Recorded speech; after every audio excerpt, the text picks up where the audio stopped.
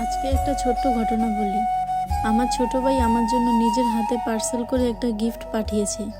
গিফটটা হাতে নিয়ে এমন একটা হাসি আসলো। সত্যি বলতে গিফটটা যতটা না দামি, তার চেয়েও অনেক বেশি দামি ওর ভালোবাসা। কারণ এই ছোট্ট জিনিসটার ভিতরেই লুকিয়ে আছে হাজারটা অনুভূতি।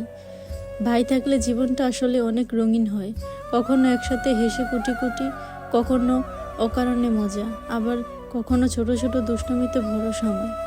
আমার ভাইটা এমন, কখনো আমাকে হাসাতে হাসাতে পাগল করে দেয়, আবার কখনো এমন কিছু করে বসে যে হাসবো না রাগ হব করব বুঝি না। মাঝে মাঝে এত রাগ লাগে, মনে হয় এইবার আর কথা বলবো না। কিন্তু কিছুক্ষণ পরই আবার ওই ভাইটাই এসে এমনভাবে কথা বলে যেন সব রাগ সব অভিমান এক মুহূর্তেই গলে যায়। আমাদের ঝগড়া হয়, ছোট ছোট বিষয় নিয়ে অভিমান হয়, কখনো কথা বন্ধ, আবার একটু পরেই একসাথে বসে হাসাহাসি।